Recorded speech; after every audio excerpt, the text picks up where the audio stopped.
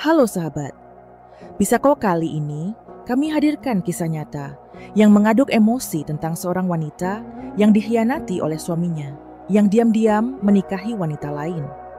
Namun alih-alih larut dalam luka, ia bangkit dengan cara elegan, menarik kembali semua fasilitas mewah dan menunjukkan bahwa kekuatan sejati ada dalam hati perempuan yang terluka. Clara terbangun oleh kehangatan sinar matahari yang menyelinap melalui celah gorden sutra di kamar tidurnya.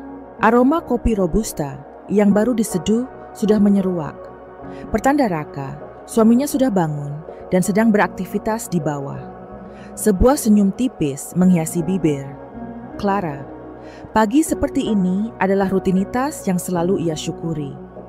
Meregangkan tubuhnya perlahan, Clara melirik jam dinding berhias kristal di atas nakas. Pukul 6 pagi, masih ada waktu sebelum ia harus bersiap untuk meeting penting di kantornya. Ya, selain menjadi istri dari seorang pengusaha sukses, Clara juga memiliki karir yang cemerlang di bidang desain interior. Bahkan banyak yang mengatakan sentuhan Isabella lah yang membuat setiap proyeknya terasa istimewa dan berkelas. Ia bangkit dari ranjang king size dengan seperkatun mesir yang lembut. Langkahnya ringan menuju kamar mandi luas yang didominasi marmer putih dengan aksen emas. Sambil menikmati air hangat di bawah sawer, Clara merenungkan kehidupannya. Ia dan Raka telah bersama selama hampir 12 tahun. Mereka membangun semuanya dari nol dengan mimpi dan semangat yang sama. Clara ingat betul masa-masa sulit di awal pernikahan mereka. Raka baru merintis perusahaan teknologi rintisannya, dan Clara harus pintar-pintar mengatur keuangan rumah tangga dengan penghasilannya sebagai desainer freelance. Ia tidak pernah mengeluh, justru ia selalu menjadi penyemangat terbesar bagi Raka. Ia percaya pada visi Raka, dan ia rela melakukan apapun untuk mendukung suaminya meraih kesuksesan. Kini kerja keras mereka telah membuahkan hasil. Raka berhasil mengembangkan perusahaannya menjadi salah satu pemain kunci di industri teknologi. Rumah megah 2 lantai dengan taman luas dan kolam renang pribadi ini adalah bukti nyata keberhasilan mereka. Mobil-mobil mewah di garasi koleksi lukisan mahal di ruang tamu, semua adalah hasil jerih payah mereka berdua. Clara selalu merasa bangga dengan apa yang telah mereka capai bersama setelah selesai mandi dan mengenakan bathrobe sutra berwarna champagne. Clara menuruni tangga, aroma kopi semakin kuat bercampur dengan wangi roti panggang. Ia melihat Raka berdiri di dekat meja makan, sedang membaca koran sambil menyesap kopinya. Pria itu tampak tampan dan berkarisma dengan kemeja kerjanya yang rapi. "Selamat pagi," sayang sapa Clara sambil menghampirinya dan mengecup pipinya lembut. "Pagi," cinta balas Raka dengan senyum hangat. "Tidur nyenyak. Sangat nyenyak, aroma kopi buatanmu memang selalu yang terbaik," puji Clara sambil duduk di salah satu kursi di meja makan. Raka terkekeh pelan. "Kau tahu saja cara membuatku senang di pagi hari." Mereka menikmati sarapan pagi dengan obrolan ringan. Raka menceritakan tentang perkembangan proyek terbarunya, sementara Clara berbagi antusiasmenya tentang klien baru yang akan ia temui hari ini. Suasana terasa harmonis dan penuh cinta. Clara merasa sangat beruntung memiliki Raka sebagai suami yang nismadalah sosok yang cerdas, pekerja keras, dan penyayang. Mereka adalah tim yang solid, baik dalam bisnis maupun dalam kehidupan rumah tangga. Setelah sarapan, Raka berpamitan untuk berangkat ke kantor. Ia mengecup kening Clara. Lama seolah tidak ingin berpisah. "Semangat ya sayang, kabari aku kalau meetingmu selesai," pesan Clara sambil melambaikan tangan saat mobil Raka menghilang di balik gerbang rumah mereka. Clara menghela nafas pelan. Ia menatap sekeliling ruang makan yang dipenuhi cahaya pagi. Rumah ini adalah saksi bisu perjalanan cinta mereka. Setiap sudut ruangan menyimpan kenangan indah yang telah mereka ukir bersama. Ia merasa damai dan bahagia. Namun tanpa ia sadari, ketenangan pagi ini adalah awal dari badai yang akan segera menerjang kehidupannya. Sebuah badai yang akan mengguncang fondasi rumah tangganya dan mengungkap sebuah rahasia yang akan menghancurkan hatinya berkeping-keping. Hari itu, Clara disibukkan dengan presentasi proyek desain interior untuk sebuah hotel butik mewah di pusat kota. Ia tenggelam dalam pekerjaannya, memilih palet warna meninjau, sketsa furniture, dan berdiskusi dengan timnya. Profesionalisme dan dedikasinya pada pekerjaan selalu menjadi salah satu kebanggaannya. Di tengah kesibukan, sesekali ia melirik ponselnya, berharap ada kabar dari Raka. Namun hingga menjelang sore, hanya ada pesan singkat dari asistennya yang mengonfirmasi jadwal meeting Raka yang padat. Sementara itu di kantornya yang megah dengan pemandangan gedung-gedung pencakar langit, Raka tampak fokus di depan layar komputernya. Namun sesekali tatapannya akan beralih ke ponsel yang tergeletak di sampingnya.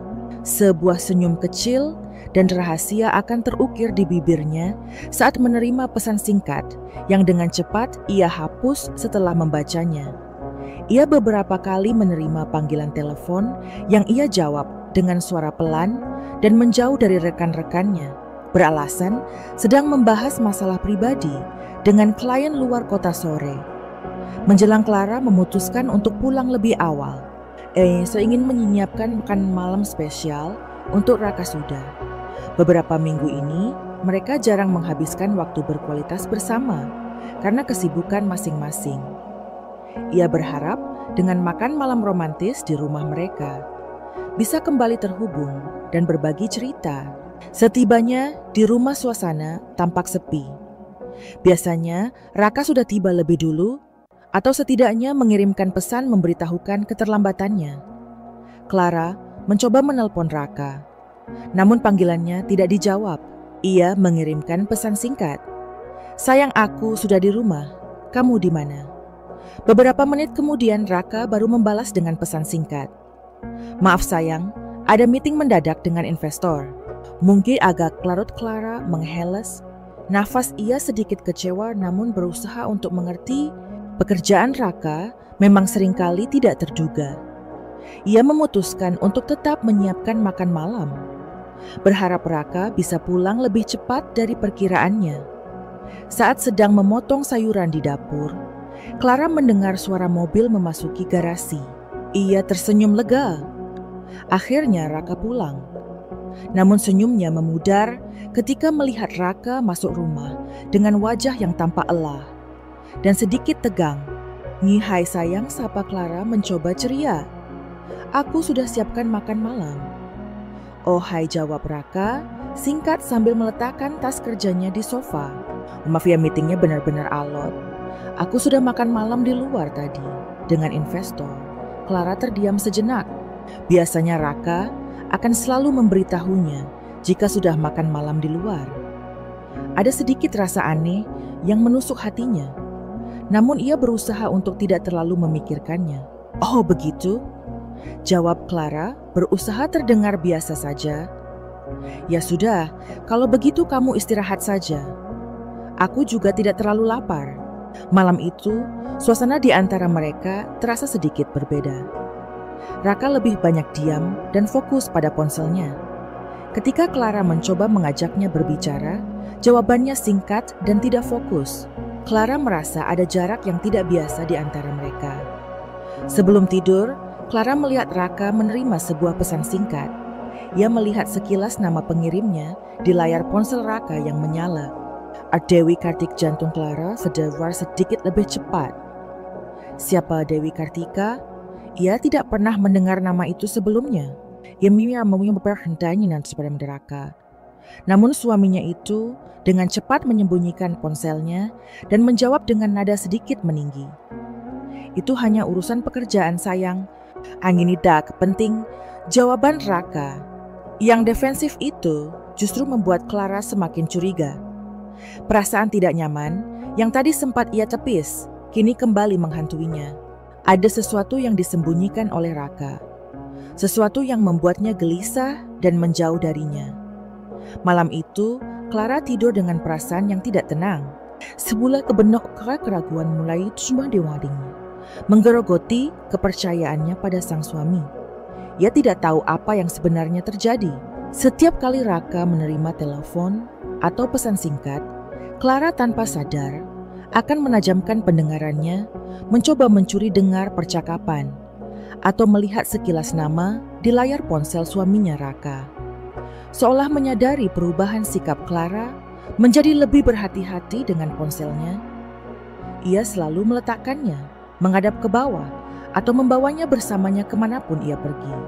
Bahkan saat ke kamar mandi, Clara mencoba bersikap biasa saja di depan Raka, tidak ingin terlihat mencurigai. Namun di dalam hatinya, ia merasa ada tembok yang semakin tinggi memisahkan mereka. Ia merindukan Raka yang dulu, yang selalu terbuka dan berbagi segalanya dengannya. Raka yang sekarang terasa seperti orang asing. Suatu pagi saat Raka sedang mandi, ponselnya berdering di atas nakas Clara yang sedang membereskan tempat tidur tanpa sengaja melihat nama yang tertera di layar. Dewi Kartika, jantung Clara, berdegup kencang. Ini bukan pertama kalinya ia melihat nama itu. Memuntulipsen ini rasanya berbeda. Ada dorongan kuat dalam dirinya untuk mengetahui siapa sebenarnya Dewi Kartika. Dengan ragu-ragu, Clara meraih ponsel Raka. Ia tahu ini salah melanggar privasi suaminya. Namun rasa ingin tahunya terlalu besar. Ponsel Raka terkunci dengan pola yang rumit. Clara mencoba beberapa kombinasi yang biasa digunakan Raka. Aufstafwurzeln Sols, Arfos Morong Helen, Maumonses, Orange Mills, in Archbeli Ponsel. Saat sarapan, Clara mencoba bertanya secara tidak langsung tentang Dewi Kartika. Oh sayang, kamu ada proyek baru dengan klien bernama Dewi Kartika. Tanyanya sambil menuangkan teh ke cangkir Raka-Raka yang sedang membaca koran tampak sedikit terkejut. Ia menurunkan korannya dan menatap Clara dengan tatapan yang sulit dibaca. Dewi Kartika. Oh, itu ada proyek kecil dengan salah satu vendor. Kumcawahong, jawabnya dengan nada yang menurut Clara terdengar sedikit gugup. Tidak apa-apa, hanya bertanya saja, jawab Clara sambil tersenyum kecil, berusaha menyembunyikan kecurigaannya. Aku tanya ingin selalu studenting fingerjaknya. Sepanjang hari itu, pikiran Clara terus berkutat pada nama Dewi Kartika. Ia mencoba mencari informasi tentang nama itu melalui media sosial dan internet, namun tidak menemukan hasil yang signifikan. Semakin ia tidak menemukan jawaban, semakin besar rasa penasarannya.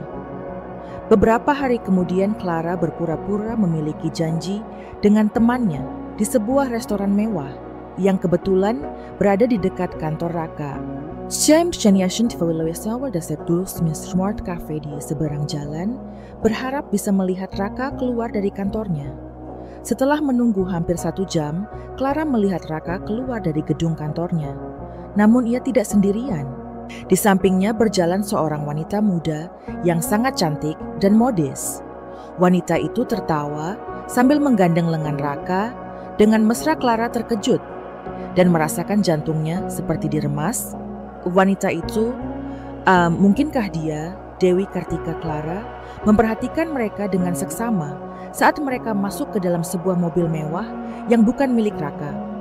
Mobil itu adalah mobil sport merah, keluaran terbaru yang baru beberapa bulan lalu mereka beli.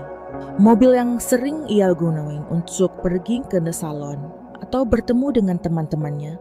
Air mata mulai menggenang di mata Clara. Pemandangan yang baru saja ia lihat rasa seperti pukulan telak. Ia tidak ingin percaya, namun hatinya terasa sakit dan hancur. Raka dengan wanita lain dan menggunakan mobilnya. Clara segera meninggalkan kafe itu. Ia tidak sanggup melihat lebih lama lagi. Perasaannya bercampur aduk antara marah, sedih, dan kecewa. En samsuyeng ke rumen dan sinyan orasian yang kacau. Kejadian hari ini semakin memperkuat keyakinannya bahwa ada sesuatu yang sangat salah dalam rumah tangganya. Raka telah membohonginya Malam itu, Raka pulang larut malam dengan alasan meeting yang sangat penting. Clara hanya diam, tidak bertanya apapun. Ilse menat Raka dengan tatapan dingin yang belum pernah dilihat. Suaminya sebelumnya, Raka tampak bingung dengan perubahan sikap Clara. Namun ia tidak mengatakan apapun. Clara memutuskan untuk tidak terburu-buru mengambil kesimpulan. Ia membutuhkan lebih banyak bukti. Ia akan mencari tahu siapa sebenarnya Dewi Kartika dan apa yang terjadi di antara wanita itu dan suaminya. Ia meminta untuk mencari dan bodohi lebih lama lagi. Sebuah tekad kuat semulai tumbuh di dalam hatinya. Ia akan mengungkap kebenaran seburuk apapun itu. Setelah kejadian di kafe, Clara menjadi lebih waspada. Setiap gerak-gerik Raka, ia perhatikan dengan seksama. Ia mencoba mengingat setiap detail percakapan mereka untuk mencari celah habab kepunchen dalam setiap kata yang Raka ucapkan. Rasa curiga yang tadinya hanya berupa bisikan, kini telah menjadi keyakinan yang kuat di benaknya. Beberapa hari kemudian, Raka harus melakukan perjalanan bisnis keluar kota selama 2 hari. Sebelum berangkat, Emma tampak terburu-buru dan sedikit gelisah. Clara mengantarnya ke bandara dengan senyum yang dipaksakan. Di dalam hati, ia merasa lega karena memiliki waktu untuk mencari tahu lebih banyak tanpa harus berhadapan langsung dengan Raka. Setelah Raka pergi, Clara kembali ke rumah. Ia mencoba mencari petunjuk di kamar kerja Raka. Ia membuka laptop Raka, namun dilindungi oleh kata sandi yang tidak ia ketahui. Ayas menghela napas kecewa. Kemudian matanya tertuju pada sebuah tablet yang tergeletak di atas meja kerja. Tablet itu biasanya digunakan Raka untuk membaca berita atau menonton film. Clara jarang melihat Raka menggunakannya untuk urusan pekerjaan. Dengan jantung berdebar-debar, Clara meraih tablet itu. Ia menyalakannya dan mendapati layar utama yang terbuka. Beberapa aplikasi pesan instan terlihat di sana. Tanpa ragu, Clara membuka salah satu aplikasi yang sering digunakan. Raka riwayat percakapan terakhir adalah dengan seseorang bernama Dewi Kartika. Tangan Clara gemetar saat membaca rentetan pesan-pesan mesra yang saling bertukar antara Raka dan Dewi Kartika. Kata-kata sayang panggilan mesra dan rencana-rencana kencan rahasia terungkap di depan matanya. Air mata mulai mengalir tanpa bisa ia tahan. Ia merasa seperti ditikam ribuan kali. Kemudian matanya tertuju pada sebuah pesan yang baru saja diterima beberapa hari yang lalu, tepat setelah ia melihat Raka dan Dewi Kartika di restoran dekat kantor. Pesan itu berbunyi, "Sayang, jangan lupa, besok kita fitting baju pengantin di butik Eternity jam 2 siang. Lalu aku maksud udah harus tidak sabar Clara membeku baju pengantin fitting jadi Raka. Raka berencana menikah lagi dengan wanita itu tanpa sepengetahuannya. Rasa sakit dan amarah bercampur aduk dalam dirinya. Ia merasa seperti mimpi buruk. Bagaimana bisa pria yang selama ini ia cintai, pria yang telah berbagi suka dan duka, dengannya tega melakukan pengkhianatan sebesar ini. Semua kenangan indah yang pernah mereka ukir bersama terasa palsu dan menipu. Clara menutup tablet itu dengan kasar. Ia berdiri dan berjalan mondar-mandir di dalam kamar kerja Raka. Elmsha senesak dan sulit bernapas.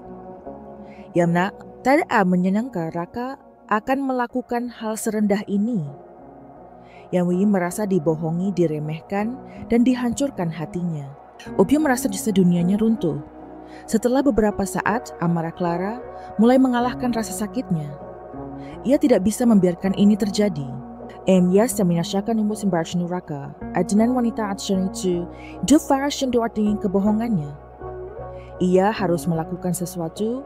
Ia harus bertindak. Siapa dekat kuat mulai sumbuhku di dalam hatinya. Ia akan mengungkap semua kebohongan Raka dan Dewi Kartika. Ia akan membuat mereka menyesali perbuatan mereka. Dan yang paling penting, ia akan menarik kembali semua yang telah ia berikan kepada Raka selama ini.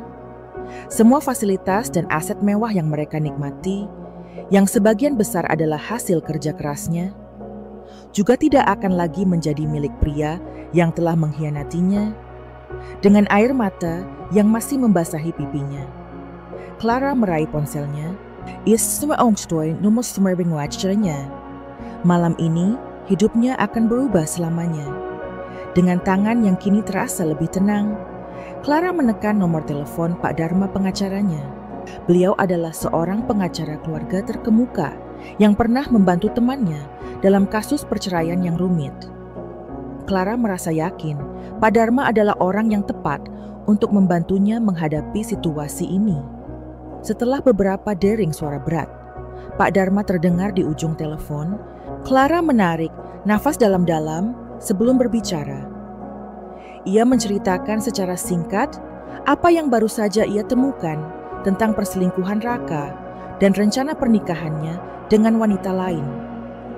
Suara Clara terdengar datar tanpa emosi yang berlebihan.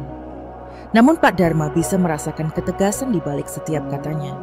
Pak Dharma mendengarkan dengan saksama, sesekali mengajukan pertanyaan untuk memperjelas situasi. Setelah mendengar cerita Clara, ia memberikan beberapa saran awal dan meminta Clara untuk mengumpulkan semua bukti yang ia miliki, termasuk pesan-pesan di tablet Raka. Mereka berjanji untuk bertemu keesokan harinya setelah Raka kembali dari perjalanan bisnisnya. Setelah menutup telepon, Clara merasa sedikit lebih tenang. Ada rasa lega karena akhirnya ia telah mengambil langkah pertama. Sekarang ia harus fokus pada pengumpulan bukti. Ia kembali mengambil tablet Raka dan menyalin semua percakapan antara Raka dan Dewi Kartika, serta foto-foto yang ada di galeri. Ia coba mencari informasi tentang sang butik Eternity dan mencatat alamat serta jam operasionalnya. Kemudian Clara mulai memikirkan tentang aset dan fasilitas yang selama ini mereka nikmati. Rumah ini atas namanya dibeli jauh sebelum Raka mendirikan perusahaannya. Mobil-mobil di garasi juga sebagian besar atas namanya hasil dari investasi dan tabungannya sendiri. Kartu kredit yang Raka berikan kepada Dewi Kartika pasti merupakan kartu tambahan dari rekening pribadinya. Clara tahu persis bagaimana cara menghentikan semua itu. Ia membuka berangkas di kamar tidurnya dan mengeluarkan semua dokumen kepemilikan aset polis asuransi dan catatan keuangan mereka. Ia meneliti setiap detailnya, mencari celah dan cara tercepat untuk menarik kembali semuanya. Clara bukan hanya seorang desainer interior yang berbakat, ia juga memiliki pemahaman yang kuat tentang bisnis dan keuangan. Ia selalu terlibat dalam mengambil keputusan penting terkait keuangan keluarga dan perusahaan Raka. Saat ia memeriksa catatan keuangan, matanya tertuju pada beberapa transaksi mencurigakan dalam beberapa bulan terakhir. Ada sejumlah uang yang ditransfer ke rekening yang tidak ia kenali dengan deskripsi yang samar. Clara mencatat semua detail transaksi ini, yakin bahwa ini mungkin terkait dengan Dewi Kartika. Malam itu, Clara tidak bisa tidur nyenyak. Pikirannya terus berputar, memikirkan pengkhianatan Raka dan rencana balas dendamnya. Eustace berwasas marah hopes sewakes anti-omongning bertekad kuat. Ia tidak akan jawab membiarkan dirinya menjadi korban. Ia akan bangkit dan melawan. Keesokan harinya, Clara bangun dengan mata sembab, namun dengan pikiran yang jernih. Ia sudah menyusun rencana yang matang. Setelah Raka kembali, ia akan berpura-pura tidak tahu apa-apa. Omongnya saya akan berkumpulkan lebih banyak informasi, dan bukti, sebelum akhirnya mengungkapkan semuanya. Siang harinya, Clara menerima pesan singkat dari Raka yang memberitahukan bahwa ia sudah tiba di rumah. Clara menarik nafas dalam-dalam dan membalas pesannya dengan singkat. Selamat datang kembali. Ia memasang senyum tipis di bibirnya, siap menghadapi Raka dengan topeng ketidakpedulian. Di dalam hatinya, ia tahu bahwa ini hanyalah awal dari permainan yang berbahaya, dan ia bertekad untuk memenangkannya. Raka pulang dengan senyum lebar dan pelukan hangat, seolah tidak ada rahasia besar yang ia sembunyikan. Aku merindukanmu, sayang ucapnya sambil mengecup kening. Clara membalas pelukannya dengan senyum tipis. Aku juga jawabnya singkat, berusaha menyembunyikan gejolak emosi di dalam dirinya. Ia memperhatikan Raka dengan seksama mencari tanda-tanda kebohongan di matanya. Namun Raka tampak seperti biasa saja. Atau mungkin ia memang pandai menyembunyikannya. Malam itu, Raka bersikap lebih perhatian dari biasanya. Ia menanyakan tentang hari Clara, memuji masakannya, dan bahkan menawarkan pijatan di bahunya. Clara hanya menanggapinya dengan datar berusaha, tidak terlalu antusias maupun terlalu dingin. Ia sudah Raka curiga bahwa ia telah mengetahui segalanya. Saat mereka sedang menonton televisi, Clara mencoba bertanya lagi tentang Dewi Kartika kali ini dengan nada lebih santai. Jadi bagaimana proyekmu dengan vendor bernama Dewi Kartika? Itu sayang lancar. Raka tampak sedikit terkejut dengan pertanyaan itu. Yes, memastikan sepandangannya sedari National American Television dan menatap Clara. Oh, itu ya lancar. Hanya proyek kecil, tidak terlalu penting. Jawabnya cepat. Lalu kembali fokus pada televisi. Clara merasakan ada sesuatu yang disembunyikan dalam jawaban Raka. Nada bicaranya terlalu cepat, dan matanya tidak menatapnya saat berbicara. Kecurigaannya semakin menguat. Keesokan harinya, Clara menghubungi Pak Dharma dan mengatur pertemuan di kantor pengacara tersebut. Ia membawa semua bukti yang telah ia kumpulkan, termasuk salinan pesan-pesan Raka dan Dewi Kartika, serta catatan transaksi keuangan yang mencurigakan. Di kantor Pak Dharma, Clara menceritakan semua yang telah ia temukan. Pak Dharma mendengarkan dengan penuh perhatian, kemudian menjelaskan langkah-langkah hukum yang bisa diambil Clara. Ia menyarankan Clara untuk segera mengamankan aset-asetnya dan mempersiapkan gugatan cerai. Kita bisa mengajukan gugatan cerai dengan alasan perselingkuhan dan pernikahan tanpa izin istri. Ini akan menjadi poin yang sangat kuat di pengadilan, jelas Pak Dharma. Mengenai aset, karena sebagian besar atas nama ibu kita, bisa segera melakukan tindakan preventif untuk mencegah adanya pemindahan aset secara sepihak. Clara merasa lega mendengar penjelasan Pak Dharma. Ia merasa memiliki kendali atas situasi ini. Ia memberikan instruksi kepada Pak Dharma untuk segera mempersiapkan semua dokumen yang diperlukan. Setelah pertemuan dengan pengacaranya, Clara merasa lebih bersemangat. Ia tahu apa yang harus ia lakukan. Ia akan menarik semua fasilitas dan aset mewahnya dari Raka dan wanita itu. Ia cukup mesti membuat surat akibat dari perbuatan mereka. Di rumah, Clara terus memasang topeng ketidakpedulian di depan Raka. Ia bersikap seperti biasa. Serta menuju jalan hatinya, Alpin sedang menyusun rencana yang lebih detail. Ia mencari tahu informasi lebih lanjut tentang Dewi Kartika, tentang latar belakangnya, pekerjaannya, dan hubungannya dengan Raka. Melalui seorang teman yang bekerja di sebuah majalah gaya hidup, Clara berhasil mendapatkan beberapa informasi tentang Dewi Kartika. Ternyata Dewi Kartika adalah seorang wanita muda yang dikenal seringkali mendekati pria-pria kaya dan berstatus. Informasi ini semakin menguatkan keyakinan Clara bahwa Dewi Kartika hanya mengincar kekayaan Raka. Clara merasa semakin marah dan jijik dengan Raka dan Dewi Kartika benar-benar berdua telah mempermainkannya. Namun amarah ini juga memberinya kekuatan. Ia bertekad untuk tidak membiarkan mereka menang. Ia harus jawab penemuan jika ada ibadat semberes dengan kini sebenarnya. Clara wanita yang selama ini mereka anggap remeh. Malam itu saat Raka tertidur lelap di sampingnya, Clara membuka tablet Raka lagi. Kali ini ia berhasil menebak polanya. Onin so mention mungkin obis cuma secara present masyarakat obus on around Jonathan Chant aus Ortuns antara Raka dan Dewi Kartika. Bahkan ia menemukan foto-foto Dewi Kartika sedang mencoba gaun pengantin di butik Eternity. Hatinya kembali terasa sakit, namun kali ini rasa sakit itu bercampur dengan tekad yang membara. Ia akan segera mengakhiri semua ini. Permainan telah dimulai. Foto Dewi Kartika dalam balutan gaun pengantin di tablet Raka, bagaikan konfirmasi yang menghantam Clara dengan keras. Tidak ada lagi keraguan, Raka benar-benar akan menikah lagi.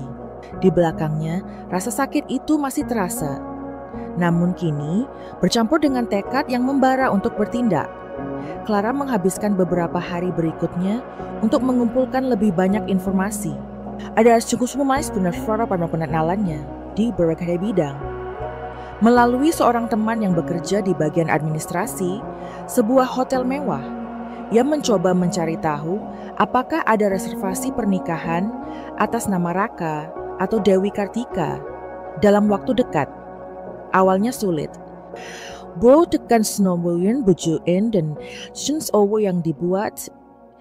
Dia berhasil mendapatkan informasi bahwa ada reservasi untuk acara pernikahan privat atas nama Raka dengan inisial nama belakang K untuk bulan depan. Kemudian Clara teringat percakapannya dengan Raka tentang proyek kecil dengan vendor bernama Dewi Kartika. Ia mencoba mencari tahu lebih lanjut tentang perusahaan atau individu yang mungkin terkait dengan nama itu. Dengan keahliannya dalam mencari informasi online, ia menemukan profil LinkedIn seorang wanita bernama Dewi Kartika K yang berprofesi sebagai konsultan pemasaran. Lepas foto, profilnya sangat mirip dengan wanita yang ia lihat bersama Raka di dekat kantor Clara. Juga mengingat Raka sering menyebutkan sebuah acara amal yang akan diadakan oleh perusahaannya bulan depan. Mernia mention generation mimpi detail tentang acara tersebut dan menemukan bahwa acara tersebut akan diadakan di sebuah ballroom hotel bintang 5 yang cukup mewah. Tanggalnya persis sama dengan tanggal reservasi pernikahan yang ia dapatkan sebelumnya. Clara semakin yakin bahwa acara amal itu hanyalah kedok untuk pernikahan Raka dan Dewi Kartika. Dengan informasi yang semakin lengkap, Clara memutuskan untuk mengunjungi butik Eternity. Ia membuat janji temu dengan alasan ingin melihat-lihat koleksi gaun pengantin untuk sebuah proyek film yang sedang ia kerjakan. Saat berada di butik tersebut, ia mencoba mencari tahu tentang pelanggan bernama Dewi Kartika yang melakukan fitting beberapa waktu lalu. Dengan sedikit berakting dan memberikan kesan sebagai seseorang yang memiliki pengaruh, ia berhasil mendapatkan beberapa informasi samar tentang gaun yang dipesan dan perkiraan tanggal pengambilan gaun tersebut. Semua informasi itu semakin mengarah pada rencana pernikahan Raka dan Dewi Kartika. Di sisi lain, Clara juga bergerak cepat untuk mengamankan aset-asetnya Umamas Abarwatemstus Al dengan Pak Dharma dan memberikan semua informasi yang telah ia kumpulkan. Pak Dharma menyarankan Clara untuk segera membuat surat kuasa khusus agar ia bisa mengelola dan menarik kembali aset-asetnya tanpa perlu persetujuan. Raka Clara juga menghubungi pihak bank dan lembaga keuangan lainnya. Ia meminta mereka untuk memberikan laporan lengkap mengenai semua rekening dan investasi atas namanya maupun rekening bersama dengan Raka. Ia juga mulai mempertimbangkan untuk memblokir beberapa kartu kredit dan memindahkan sebagian besar dananya ke rekening pribadinya. Setiap langkah yang diambil Clara terasa berat. Ama onmerstun award stratnya dengan just according flat day. Ia harus merasa Sten seperti sedang menyusun kepingan-kepingan puzzle yang akan membentuk gambaran utuh pengkhianatan Raka. Dan setiap kepingan yang ia temukan semakin menguatkan hatinya untuk melakukan apa yang harus ia lakukan. Menjelang akhir minggu, Clara merasa sudah memiliki semua informasi yang ia butuhkan. Ia tahu persis kapan dan di mana Raka akan menikahi Dewi Kartika. Ia juga sudah memiliki gambaran yang jelas tentang aset-aset yang akan ia tarik kembali. Mas sekarang, ia hanya perlu menunggu waktu yang tepat untuk melancarkan aksinya. Di balik wajahnya yang tenang, Clara menyimpan amarah dan kekecewaan yang mendalam, siap untuk meledak dan menghancurkan kebohongan yang telah dibangun. Raka dan Dewi Kartika.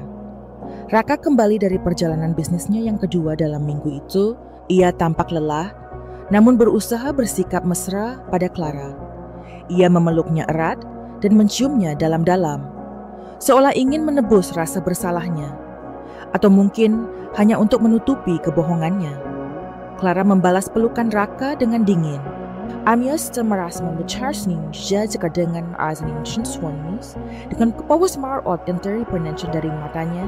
Namun ia tetap memasang topeng ketidakpedulian, melayani Raka seperti biasa. Yuya tidak ingin Raka curiga bahwa ia sudah mengetahui segalanya.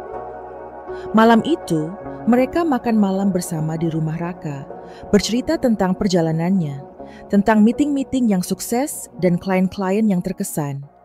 Clara mendengarkan dengan seksama, sesekali mengajukan pertanyaan untuk terlihat tertarik. Namun pikirannya jauh melayang, merencanakan langkah-langkah selanjutnya. Setelah makan malam, Raka mengajak Clara untuk menonton film di ruang keluarga Clara. Menurut saja duduk di samping Raka di sofa mewah mereka. Raka merangkulnya dan mencium rambutnya. Clara hanya diam berusaha menahan rasa mual yang tiba-tiba menyerang perutnya. "Kamu tampak sedikit lelah," sayang kata Raka, sambil mengelus pipi Clara. "Om apanya janj, nada ada masalah di kantor." Tidak ada semda jawab. Clara singkat, "Hanya sedikit banyak pekerjaan. Kamu harus lebih banyak istirahat." Nasihat Raka dengan nada khawatir yang terdengar dibuat-buat. Hangan terlalu memaksakan di mau diri Jerry. Clara hanya tersenyum tipis.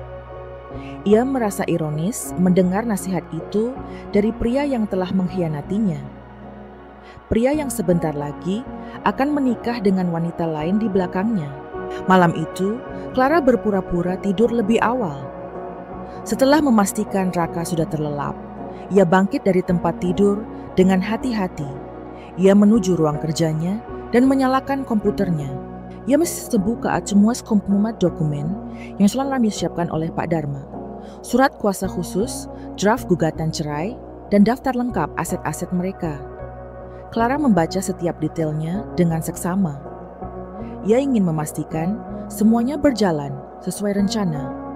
Ia juga menghubungi beberapa pihak terkait seperti manajer bank dan agen properti untuk memberitahukan rencananya dan meminta bantuan mereka dalam mengeksekusinya. Semua orang yang ia hubungi sangat terkejut dengan cerita Clara, namun mereka bersedia membantunya. Mereka tahu betapa Clara telah bekerja keras untuk membangun semua ini bersama Raka. Mereka juga merasa kasihan dengan pengkhianatan yang harus ia alami. Setelah memastikan semuanya siap, Clara merasa lebih tenang. Ia tahu bahwa ia telah melakukan semua yang ia bisa. Sekarang ia hanya perlu menunggu waktu yang tepat untuk mengungkapkan kebenaran dan menarik kembali semua yang menjadi haknya. Kembali ke kamar tidur, Clara menatap Raka yang sedang tertidur pulas. Wajahnya tampak damai, tanpa sedikit pun rasa bersalah. Clara merasakan hatinya kembali perih. Bagaimana bisa ia mencintai pria ini begitu dalam? Namun pria ini telah mengkhianatinya dengan cara yang begitu keji. Clara memutuskan untuk tidur di kamar tamu malam itu. Ia tidak sanggup berada di dekat Raka lebih lama lagi. Ia semua memberi konsumen serangan waktu untuk mempersiapkan diri menghadapi hari-hari yang akan datang. Hari-hari di mana kebohongan akan terungkap dan keadilan akan ditegakkan. Clara bertekad untuk tidak akan menyerah. Ia akan berjuang untuk dirinya sendiri, kawan untuk masa depannya. Kemudian di malam selanjutnya, kesunyian di malam hari menjadi teman setia Clara. Di saat Raka terlelap di sampingnya, Clara justru terjaga. Pikirannya dipenuhi oleh pengkhianatan yang membakar hatinya.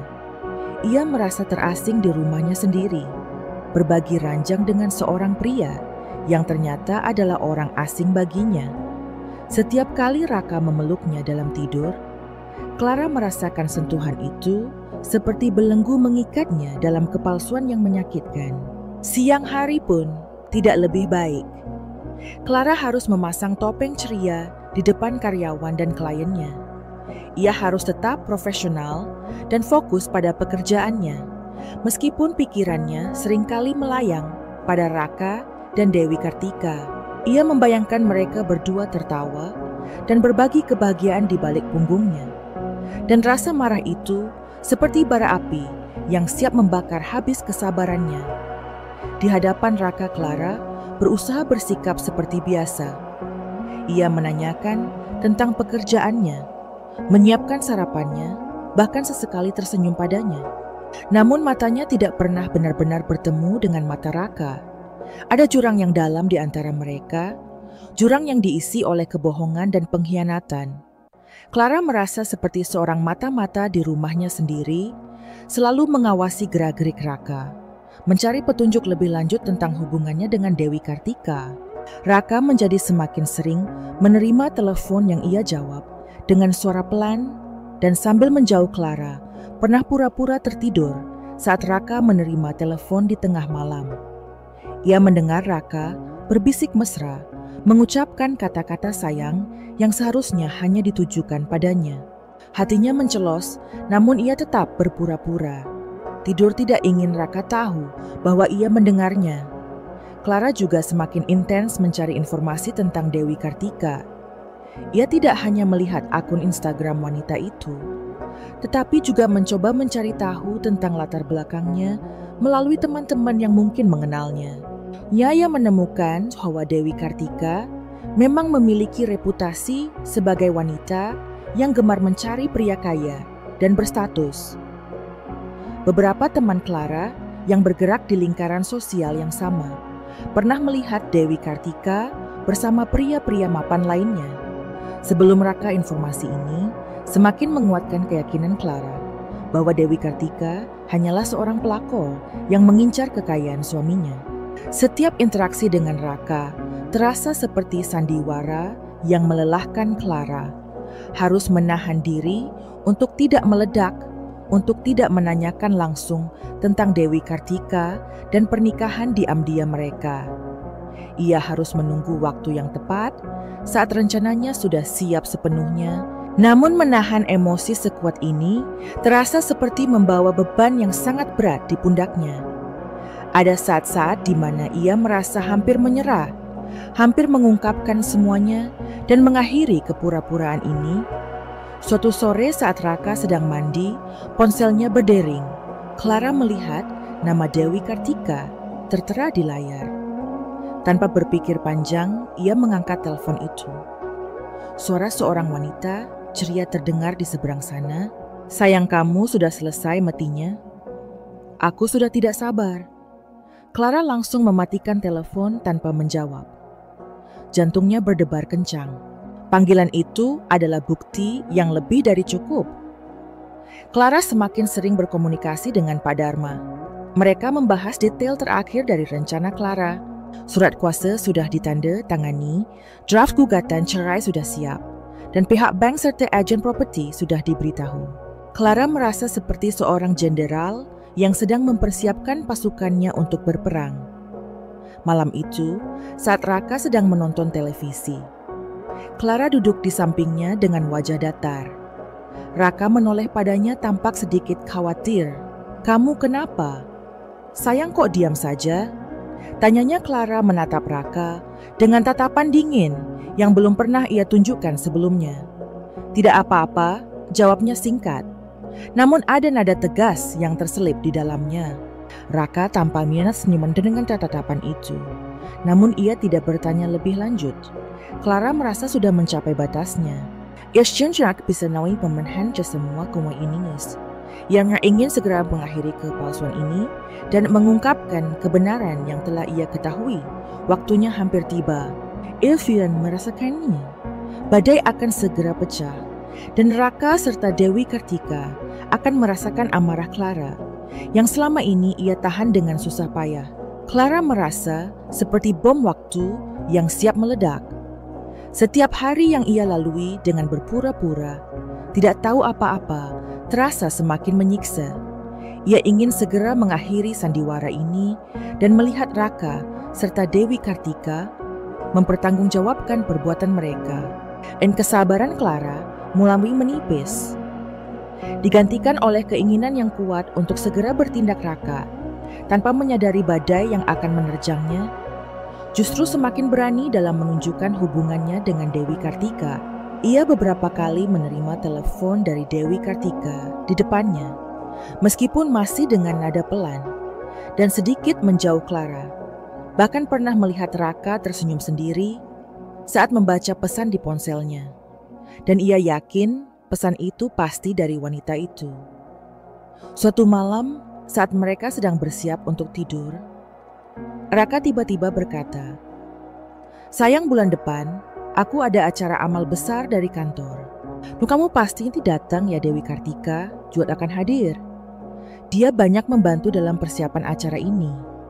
Mendengar nama Dewi Kartika disebut dengan nada santai seperti itu membuat darah Clara mendidih. Ia menatap Raka dengan tatapan tajam yang membuat Raka sedikit terkejut. "Tentu saja aku akan datang," jawab Clara dengan senyum sinis yang tidak disadari oleh Raka. "Aku tidak mungkin melewatkan acara penting suamiku." Dalam hati Clara sudah memutuskan. Acara amal itu akan menjadi panggung di mana ia akan mengungkapkan segalanya. Ia tidak akan membiarkan Raka dan Dewi Kartika menikah diam-diam dan mempermalukannya di belakang. Ina akan membuat perhitungan di depan semua orang yang mereka kenal. Clara semakin intens berkomunikasi dengan Pak Dharma. Mereka memfinalisasi semua detail rencana. Surat kuasa sudah berlaku dan Pak Dharma sudah siap untuk mengajukan gugatan cerai segera setelah Clara memberikan lampu hijau. Clara juga sudah menghubungi pihak bank dan meminta mereka untuk bersiap melakukan pemblokiran dan penarikan aset sesuai dengan instruksinya. Di tengah kesibukannya mempersiapkan rencana balas dendam, Clara tidak bisa sepenuhnya mengabaikan rasa sakit dan kekecewaan yang masih ia rasakan. Ia bisa teringat akan semua kenangan indah yang pernah ia bagi dengan Raka. Semua mimpi dan harapan yang pernah mereka rajut bersama. Ia merasa dikhianati dan dihancurkan hatinya. Amadela Sadford Imamon Akmer di Arfonds Prevention Sanint. Apakah ia melakukan hal yang benar? Namun, bayangan Raka dan Dewi Kartika yang sedang berbahagia di atas penderitaannya kembali menguatkan tekadnya. Ia pantas mendapatkan keadilan. Suatu siang, saat Clara sedang makan siang di sebuah restoran, ia tidak sengaja melihat Dewi Kartika sedang makan dengan seorang wanita lain. Di meja tidak jauh darinya. Clara memperhatikan Dewi Kartika dengan seksama. Wanita itu tampak sangat bahagia, tertawar, yang sambil memamerkan sebuah cincin berlian yang baru melingkar di jari manisnya. Clara yakin itu adalah cincin tunangan dari Raka. Pemandangan itu bagaikan tamparan keras bagi Clara. Ia merasa muak dan marah. Yang bahkan menunda dan rencananya. Ia harus bertindak sekarang. Setelah makan siang, Clara menghubungi Pak Dharma. "Prima kita percepat karena dengan nada tegas. Saya sudah tidak tahan lagi. Saya ingin semuanya berakhir." Secepatnya Pak Dharma mengerti desakan Clara. Ia berjanji akan segera mempersiapkan semua dokumen yang diperlukan dan menunggu instruksi lebih lanjut dari Clara. Clara kembali ke rumah dengan perasaan yang campur aduk.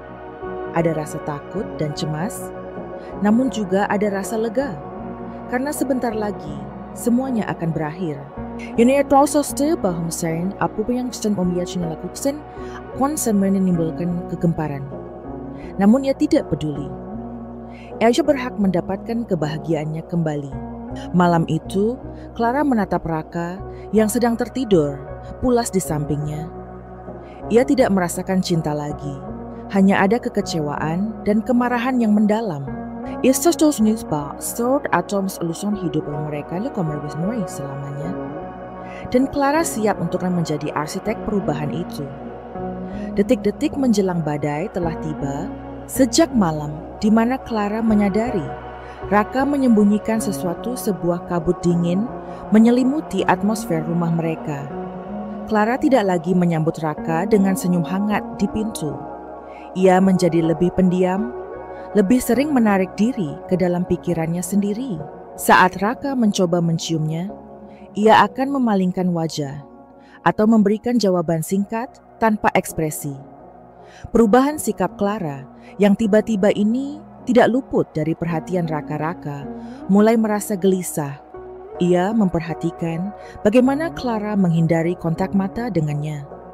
Bagaimana nada bicaranya menjadi datar dan tanpa emosi. Ia mencoba menebak-nebak apa yang salah.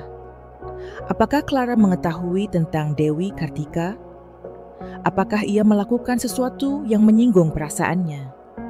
Rasa bersalah dan ketakutan mulai menggerogoti pikirannya.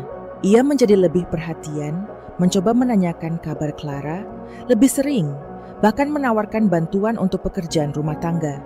Namun semua usahanya terasa sia-sia. Clara menerima semua itu dengan dingin, seolah sedang berhadapan dengan orang asing.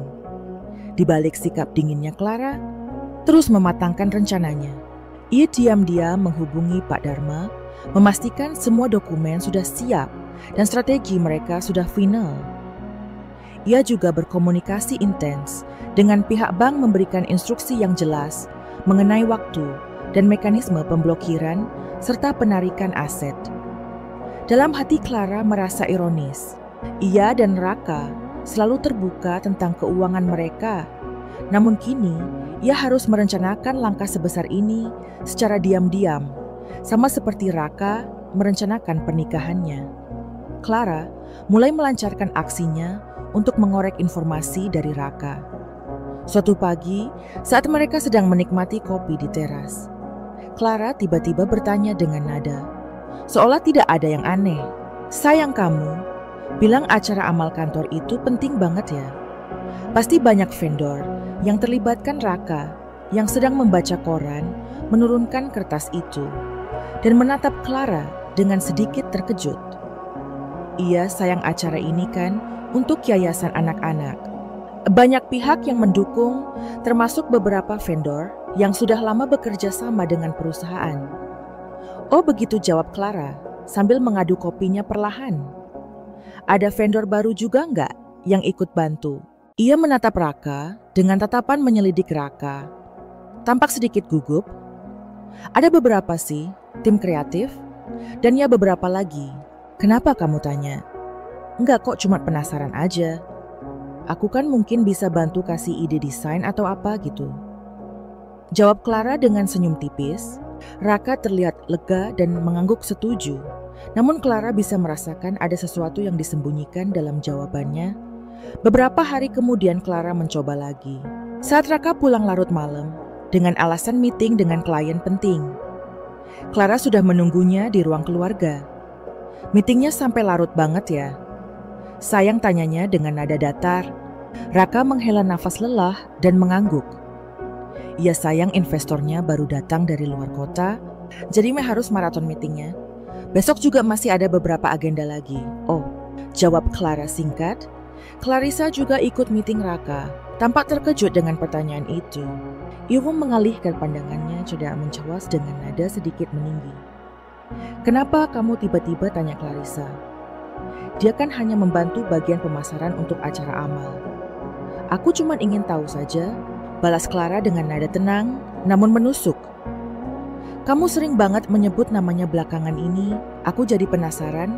Sepenting apa sih dia di kantor Raka?" Tampak semakin tidak nyaman.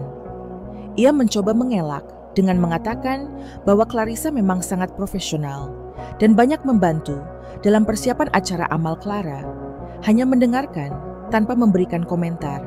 Namun tatapannya tidak lepas dari Raka, membuatnya semakin terpojok. Puncaknya terjadi beberapa hari kemudian.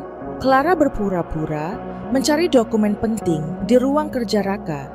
Ia tahu Raka menyimpan beberapa berkas terkait acara amal di laci mejanya. Dengan hati-hati, ia membuka laci satu persatu.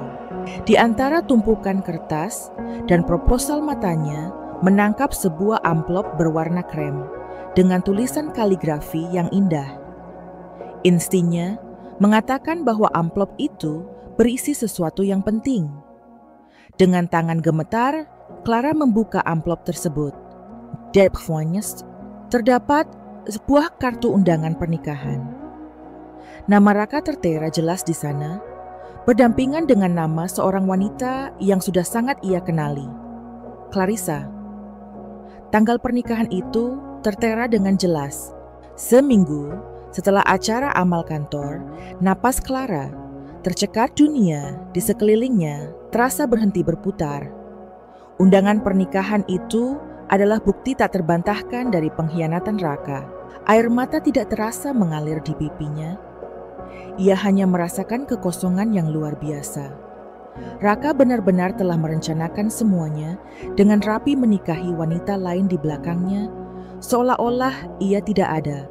Clara menggenggam erat undangan itu. Amarah yang selama ini ia tahan, akhirnya meledak dalam dirinya. Ia merasa dikhianati, diremehkan dan dipermalukan. Namun sebalan di balik amarah itu, muncul tekad yang lebih kuat dari sebelumnya.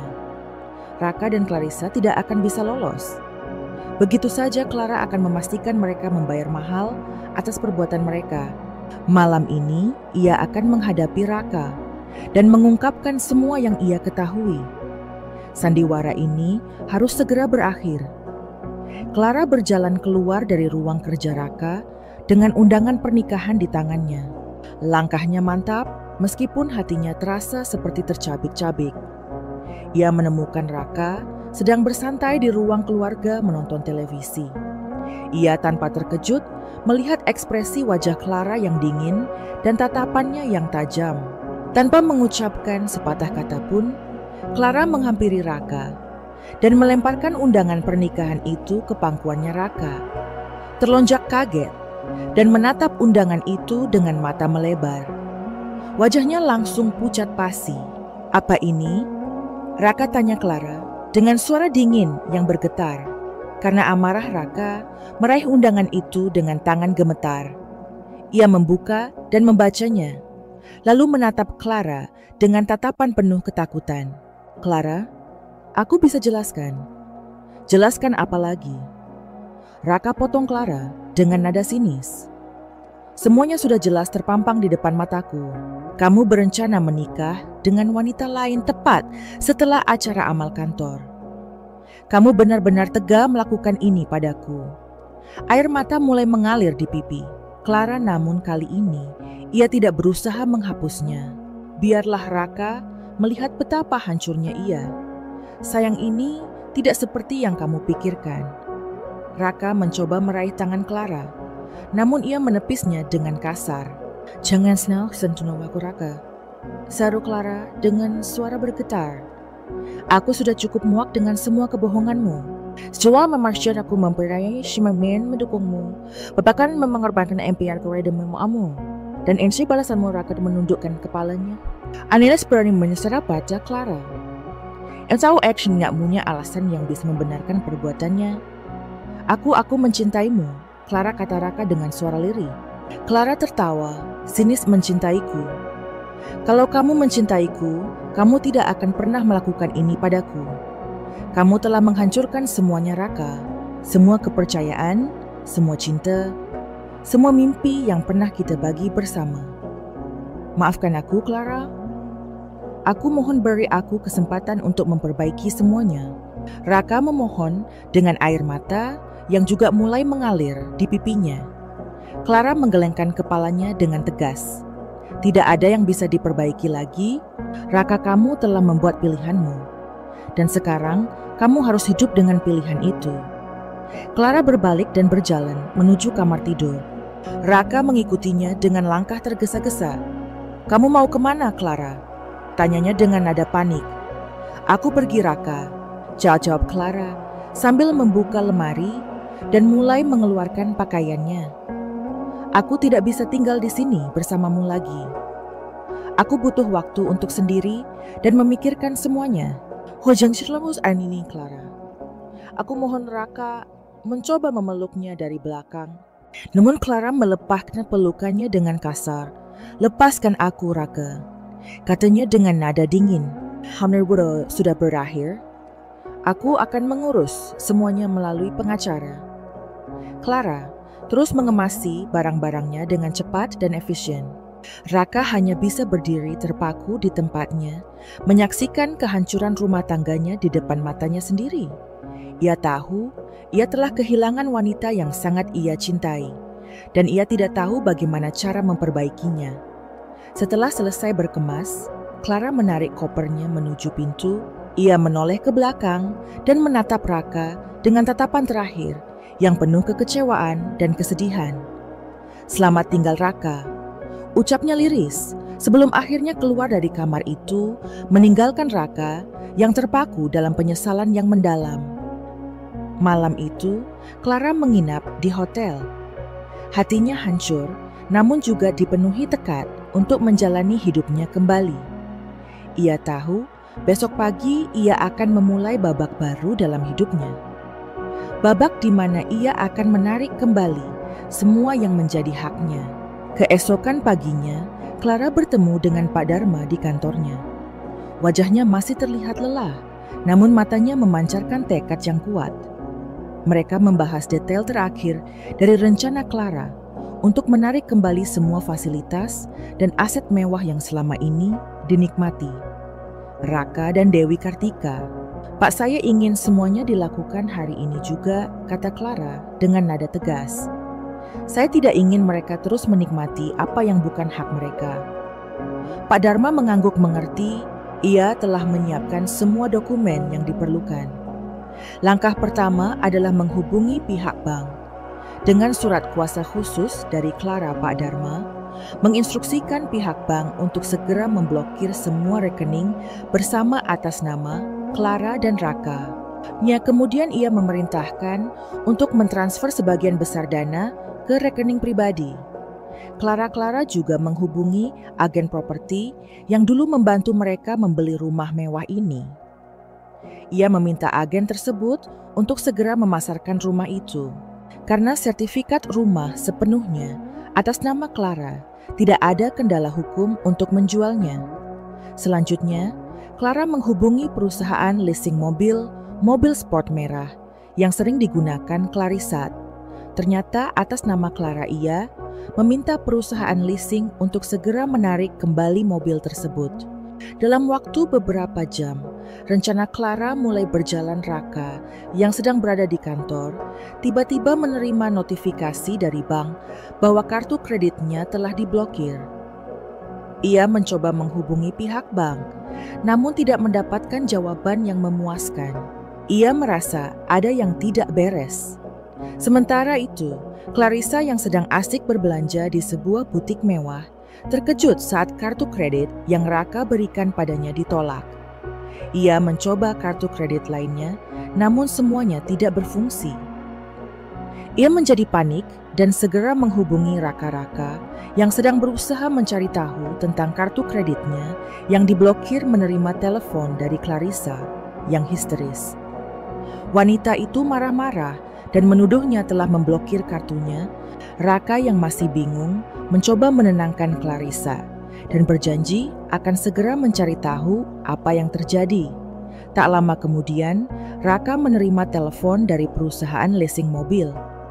Mereka memberitahukan bahwa mobil sport merah atas nama Clara akan segera ditarik karena adanya instruksi dari pemiliknya. Raka semakin panik.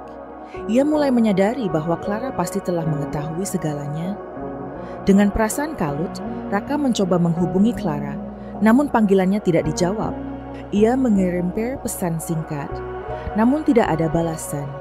Ia merasa semakin terpojok. Di sisi lain, Clara merasakan sedikit kelegaan melihat rencananya berjalan lancar. Ia membayangkan ekspresi terkejut dan marah di wajah Raka dan Clarissa ketika mereka menyadari bahwa semua kemewahan yang selama ini mereka nikmati telah lenyap dalam sekejap. Namun di balik rasa puas itu masih tersisa rasa sakit dan kekecewaan yang mendalam. Sore harinya, Raka akhirnya datang ke apartemen hotel tempat Clara menginap. Konsulennya tampak marah dan putus asa. "Clara, apa yang kamu lakukan?" tanyanya dengan nada tinggi. Kenapa kamu memblokir kartu kreditku dan menarik mobil Clarissa?"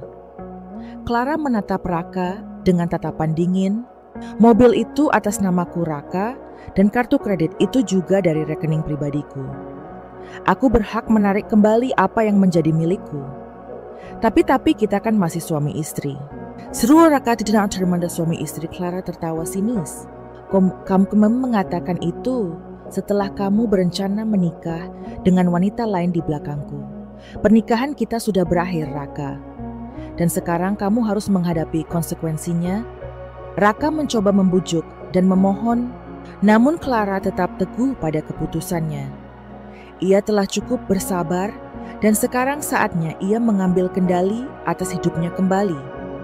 Ia tidak akan membiarkan Raka dan Clarissa terus hidup mewah dengan uangnya. "Aku akan menarik semua fasilitas dan aset yang selama ini kalian nikmati," kata Clara dengan nada tegas. "Kamu dan wanita itu akan merasakan bagaimana rasanya hidup tanpa kemewahan yang selama ini kalian anggap remeh." Raka hanya bisa terdiam, menyadari bahwa ia telah kehilangan segalanya. Clara telah mengambil kembali kekuasaannya dan ia tidak bisa berbuat apa-apa. Ponsel Raka nyaris pecah di telinganya saat Clarissa meraung di ujung sana. Suaranya penuh histeria, bercampur makian dan tuduhan yang bertubi-tubi. "Kamu penipu. Kamu bilang semua ini milikmu. Raka, kamu janji aku tidak akan kekurangan apapun. Sekarang kartu ini ditolak di butik Hermes dan mereka bilang mobil merah itu akan ditarik besok pagi." Apa-apaan ini? Clarissa tidak hanya berteriak. Raka bisa mendengar suara barang-barang pecah di latar belakang. Amarah wanita itu bagai badai yang menghancurkan segala sesuatu di sekitarnya. Raka mencoba menenangkan Clarissa. Suaranya tercekat oleh rasa bersalah dan ketakutan.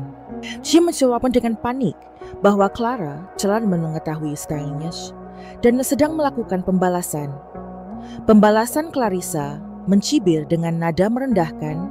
"Wanita tua itu, dia pikir dia bisa melakukan ini padaku? Kamu bodoh, Raka. Kamu seharusnya bisa mengendalikannya." Raka merasakan hatinya mencelos. Kata-kata Clarissa menusuknya lebih dalam dari yang ia kira.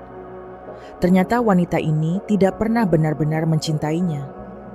Ia hanya mencintai kemewahan yang ia tawarkan. "Aku akan urus semuanya, Clarissa. Percayalah padaku," ujar Raka dengan nada putus asa. Ia berusaha meyakinkan Clarissa bahwa ia akan menemukan cara untuk mengatasi masalah ini. Namun Clarissa tertawa sinis urus. "Bagaimana kamu bahkan tidak bisa memastikan kartu kreditku berfungsi? Aku tidak sudi dipermalukan seperti ini. Semua teman-temanku menertawakanku." Nada suara Clarissa berubah menjadi dingin dan mengancam. "Kalau kamu tidak bisa menyelesaikan ini, Raka, kita selesai." Sambungan telepon terputus. Begitu saja meninggalkan Raka dengan perasaan hancur dan terhina. Ia kembali mencoba menghubungi Clara, mengirimkan puluhan pesan singkat yang berisi permohonan maaf, janji-janji kosong, dan bahkan ancaman terselubung. Ia memohon agar Clara mau berbicara dengannya, memberinya kesempatan untuk menjelaskan semuanya. Namun Clara bagai tembok baja, ia memblokir semua nomor telepon dan akun media sosial Raka. Nayan tidak ingin mendengar satu kata pun darinya. Setiap notifikasi dari Raka hanya membuatnya semakin jijik dan muak. Ia merasa seperti baru saja terbangun dari mimpi buruk yang panjang. Clara fokus pada dirinya sendiri. Ia menunggu habis pada semua untuk merenung, kemudian memilihkan diri. Ia bertemu dengan Pak Dharma untuk membahas langkah-langkah hukum selanjutnya. Gugatan cerai sudah siap diajukan dan Clara merasa semakin yakin dengan keputusannya. Menjelang hari acara amal kantor, Raka Clara merasakan gejolak dalam dirinya. Ada keinginan untuk hadir dan menyaksikan sendiri kepanikan di wajah Raka dan Dewi Kartika. Ia membayangkan bagaimana ekspresi mereka saat menyadari bahwa semua kemewahan yang mereka nikmati telah lenyap. Namun ia memutuskan untuk tidak memberikan mereka kepuasan itu. Ia tidak ingin terlibat dalam drama murahan mereka. Malam acara amal tiba, Clara memilih untuk menikmati kesunyian di apartemen hotelnya. Ia memesan makan malam mewah untuk dirinya sendiri dan menonton film favoritnya. Ia merasa damai dan tenang, jauh dari kepalsuan dan intrik yang pasti sedang terjadi di acara Raka. Tak lama kemudian ponsel Clara bergetar. Sebuah pesan dari sahabatnya Risa yang menghadiri acara amal pesan. Itu berisi foto Raka yang berdiri di sudut ruangan dengan wajah murung dan Dewi Kartika yang tampak gelisah dan marah berbicara dengan nada tinggi kepada Raka. Di bawah foto itu tertulis suasana di sini tegang banget. Bel semua orang bisik-bisik tentang kalian. Dewi Kartika kelihatan frustrasi berat. Clara tersenyum tipis. Ilse stemfras over muslimalias dan Ernstchen Bestland de Smoya Arbons. Ya setelah spur Silmitra mengguncang dunia Raka dan Dewi Kartika. Meskipun luka di hatinya belum sepenuhnya sembuh, ia merasakan kekuatan baru dalam dirinya. Abjelas van Amber Symbolis Enderishing atas hidupnya. Dan ia tahu babak selanjutnya dalam hidupnya akan jauh lebih baik. Ia telah membebaskan diri dari rantai pengkhianatan. Acara amal terasa berat bagi Raka. Tanpa kartu kredit dan mobil mewah, hidupnya terasa seperti jungkir balik. Ia harus menghadapi kenyataan bahwa ia tidak sekaya yang Dewi Kartika kira. Dewi Kartika sendiri tidak tahan dengan perubahan drastis dalam gaya hidupnya. Setelah beberapa kali bertengkar hebat dengan Raka menuduhnya berbohong dan tidak becus, Dewi Kartika akhirnya pergi. Ia meninggalkan Raka seorang diri di apartemen mewah yang sebentar lagi juga akan dijual. Raka terus-menerus mencoba menghubungi Clara. Kali ini tidak ada lagi nada marah atau mengancam dalam suaranya. Yang ada hanyalah keputusasaan dan penyesalan yang mendalam. Ia mengirimkan pesan-pesan panjang yang berisi permintaan maaf, yang tulus mengakui semua kesalahannya dan memohon agar Clara mau mempertimbangkan kembali keputusannya. Ia bahkan datang ke hotel tempat Clara menginap, namun Clara menolak untuk menemuinya. Clara membaca semua pesan Raka, namun hatinya tidak lagi tergerak. Ia menceritakan awas sedikit surat kasihan, namun pengkhianatan Raka terlalu dalam untuk dimaafkan. Ia membalas salah satu pesannya dengan singkat.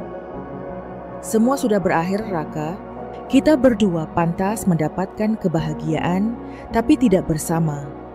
Perceraian mereka berjalan lancar dengan bantuan Pak Dharma Raka. Tidak mengajukan keberatan apapun mungkin karena ia menyadari kesalahannya dan tidak memiliki dasar yang kuat untuk melawan. Clara mendapatkan kembali semua aset yang menjadi haknya. Minggu-minggu berlalu, Clara mulai menata kembali hidupnya. Ia kembali fokus pada pekerjaannya, menghabiskan waktu bersama teman-teman, dan melakukan hal-hal yang membuatnya bahagia. Rasa sakit dan kekecewaan masih terasa sesekali, namun semakin lama semakin memudar.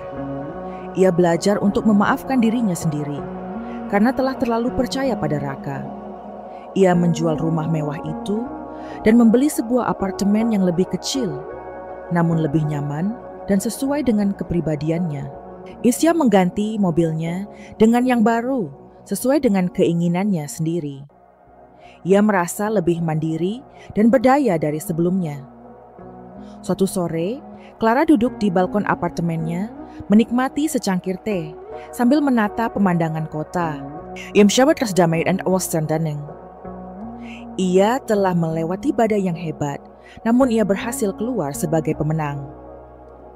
Ia telah mengambil kembali kendali atas hidupnya, dan siap untuk menyambut masa depan yang lebih cerah. Ia tidak lagi dibayangi oleh pengkhianatan Raka dan ambisi Dewi Kartika.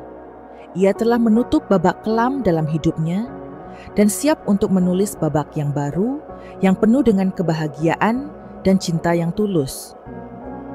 2 tahun berlalu sejak Clara mengambil kendali penuh atas hidupnya.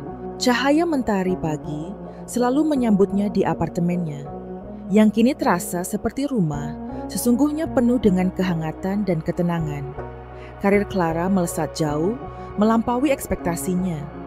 Ia tidak hanya memenangkan penghargaan desain bergengsi untuk desain sebuah resor mewah di Bali yang terinspirasi dari kearifan lokal, tetapi juga mendapatkan tawaran mengajar sebagai dosen tamu di universitas ternama, berbagi ilmunya dengan generasi desainer muda. Proyek-proyeknya kini tersebar di berbagai belahan dunia, dari apartemen mewah di New York hingga villa eksklusif di Santorini, mencerminkan visi kreatifnya yang unik dan tak tertandingi.